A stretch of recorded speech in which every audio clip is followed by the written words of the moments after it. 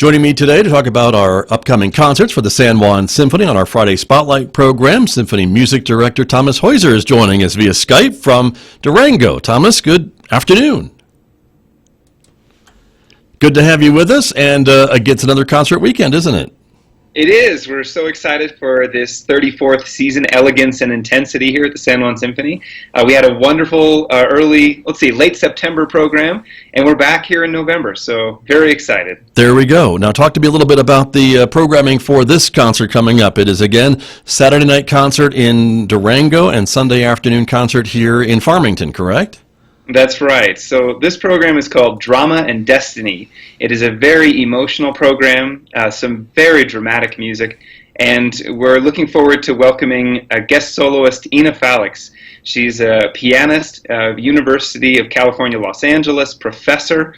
She's a dear, dear friend of mine, and this will be our fourth or fifth collaboration working together. So very dramatic music. Again, this Drama and Destiny program should be quite an emotional event for the listener as well as the orchestra. We're playing music of the Estonian composer Arvo Pärt, as well as Mozart's 20th Piano Concerto in D minor, very dramatic work.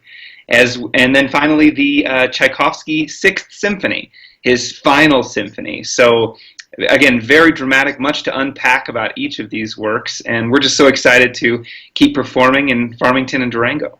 Very good. Now talk to me a little bit about the selections for this concert, which really do speak of drama and destiny. You chose them for those reasons, I suppose, and probably much, much more. Indeed, yeah, these are works that I think really, again, speak to the audience. So sort of historically speaking, we have Mozart's music as the first in the chronology.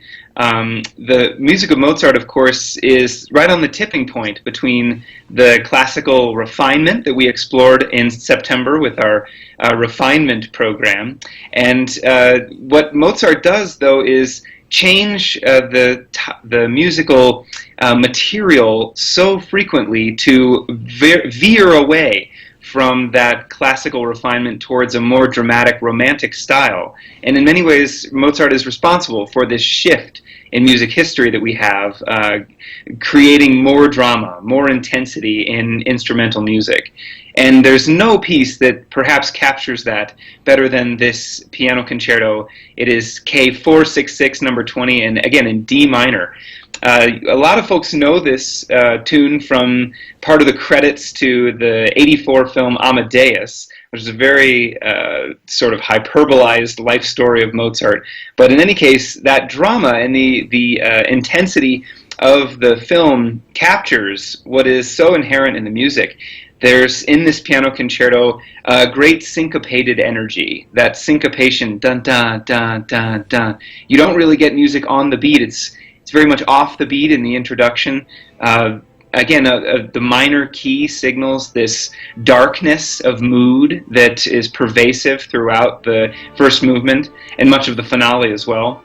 So with that, you get these incredible outbursts from the orchestra, contrasting the soft and the loud, the rhythmical and the lyrical, and those contrasts were really Mozart's trademark. At this time, he had moved to Vienna and was becoming famous as an opera composer, but of course remained one of the world's great pianists and was performing his own concertos as the piano soloist. That was true of the debut of this piece in the 1780s. So we have young Mozart at the piano, performing this music. It's incredibly powerful, and to have Ina performing this music, we actually performed it first together in 2011, this particular concerto. So very excited to revisit it with her after all these years. Well, after that great description, let's play a little bit of it for our audience, if you don't mind, and we'll hear a little bit about what you're talking about, Thomas Heuser. So a little bit of Beethoven this morning.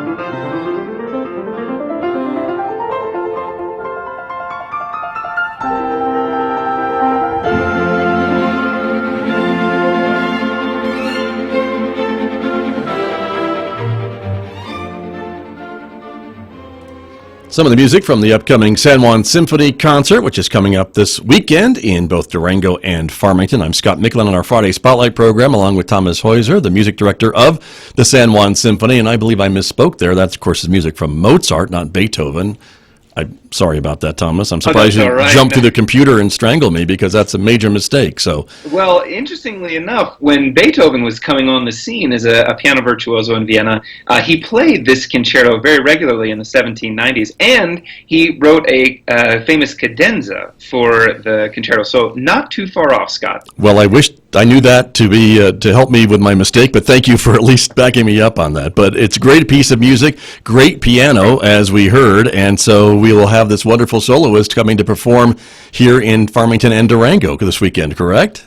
Very much, yeah. Looking forward to having Ina Falix. She is a dear friend, and I think everyone can hear those dramatic contrasts. The music is really searching for the sweetness and the seriousness, and Mozart is just a genius at making you wonder what's coming next. Is it going to turn sour and sad? Is it going to stay uplifting and sweet? It's just incredible, the journey that music takes you on. Indeed, indeed. And I want to ask you a bit about the other selection, too, from this other composer that maybe many of us are not as familiar with. What can you tell us about him?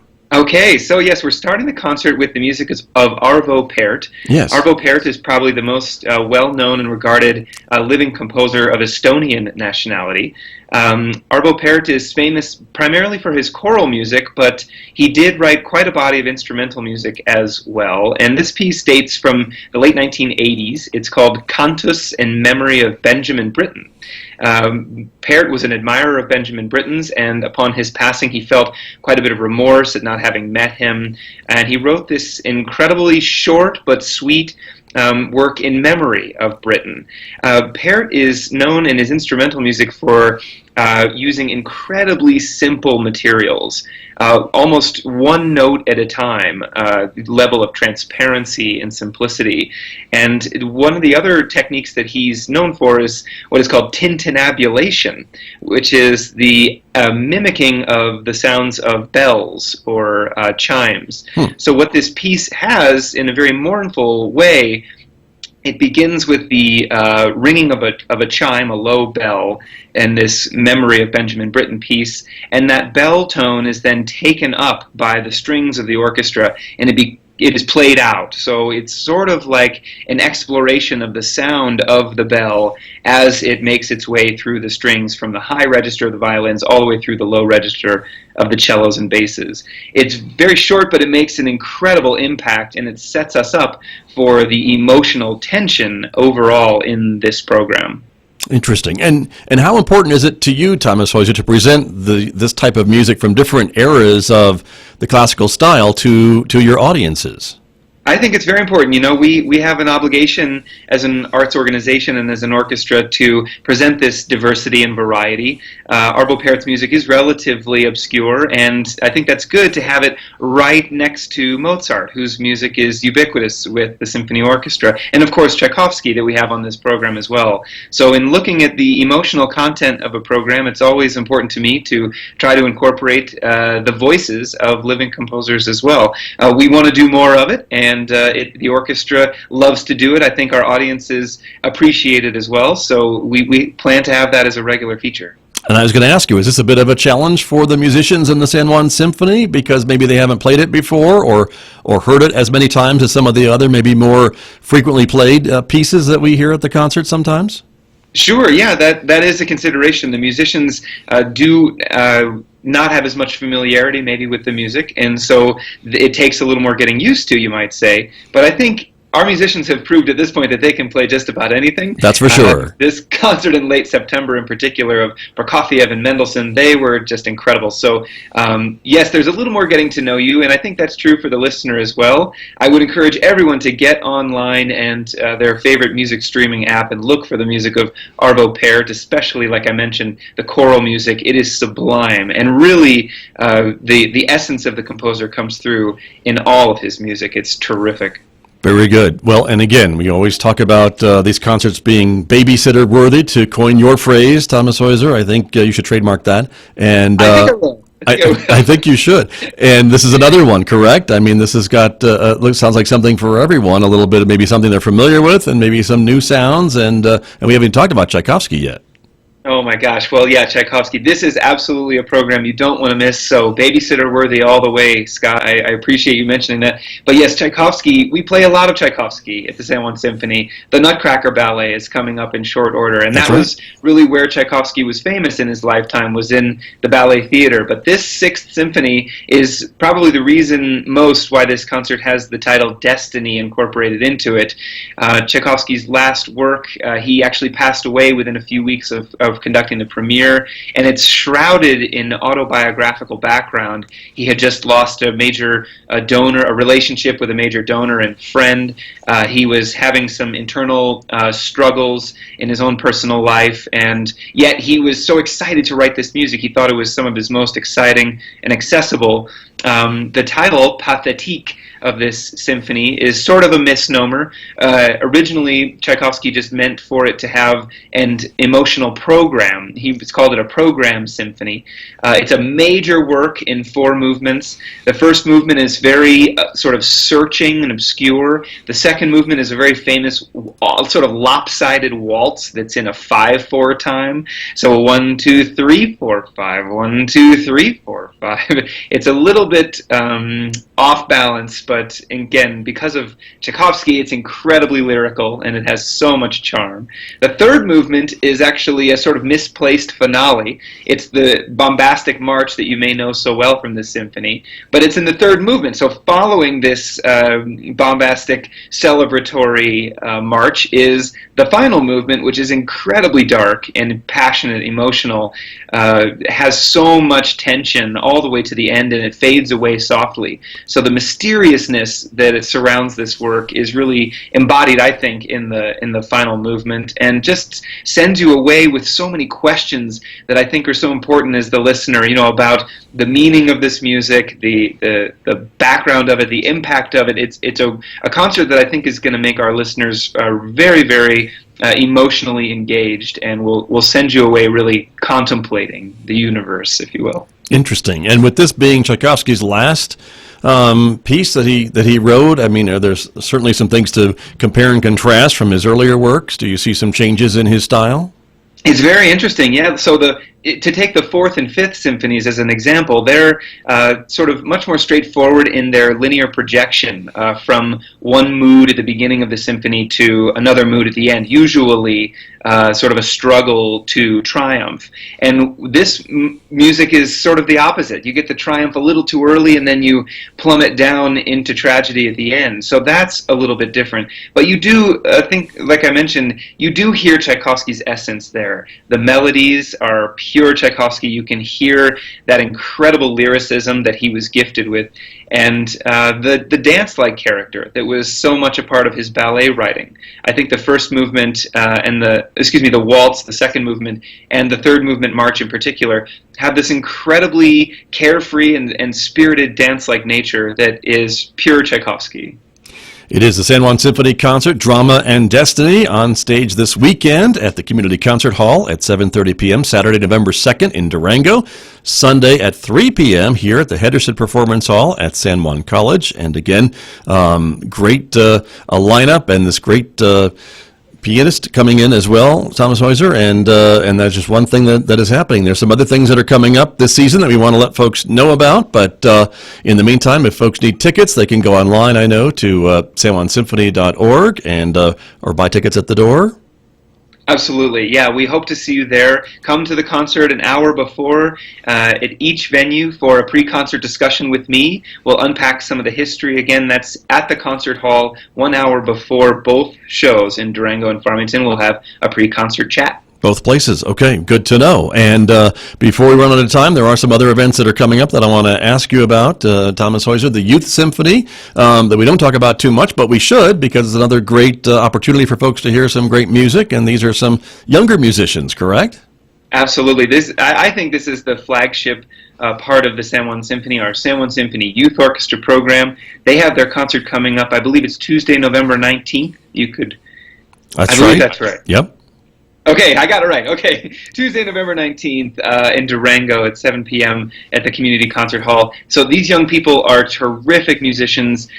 They're conductors, Sarah Severson and Molly Jensen. There's two tiers, a sort of middle school level and a high school undergraduate level. They're playing incredibly good repertoire, music that's going to be familiar to folks, music of Verdi and Grieg, Tchaikovsky. So much to look forward to there, and you will be amazed by the quality of these young people. Wonderful. Well, again, that's coming up again in Durango at the Community Concert Hall on November the 19th. It is the Youth Orchestra. 7 p.m. is the showtime for that concert, and I know there's an event on Facebook at the San Juan Symphony page. If you're not already following that page, you should, and you can find out more on the website as well. Thomas Heuser, I know there's some other events coming up. You're bringing back family concerts early next year in 2020. Peter and the Wolf making a return visit to the Four Corners, right? That's right, yes. January 18th and 19th, we'll have 2020. We'll have shows of Peter and the Wolf in Farmington, Durango, and Bayfield. So looking forward to seeing the young audiences there. That is a family-friendly event for all ages, and it starts an hour before with an instrument petting zoo, which is hosted by the musicians of the San Juan Symphony. We're so excited to be able to introduce classical music through this charming and approachable piece of music by Sergei Prokofiev in January. Indeed. Then coming up in February, I also note we are starting our celebration of the music of Beethoven. He's turning 250 years old in 2020, so we're going to have a lot of Beethoven on deck. And that concert actually features a world premiere of a new composition by David Biedenbender, as well as the annual side-by-side performance with the San Juan Symphony and local youth in our community, playing the Leonora Overture of Beethoven. So lots to look forward to in the coming months ahead. Very good. Well, we have to get through this weekend first, which I know you will, with style and grace, and the musicians of the San Juan Symphony are ready to go. But it is a great concert coming up this weekend, everybody, in Farmington and Durango. Durango on Saturday and Farmington on Sunday afternoon. And Thomas Heuser, I can't thank you enough for spending some time with us this afternoon. Thank you so much, Scott, for having me. You bet. That is Thomas Heuser, everyone, the music director of the San Juan Symphony, my guest on our Friday Spotlight program right here on KSJE.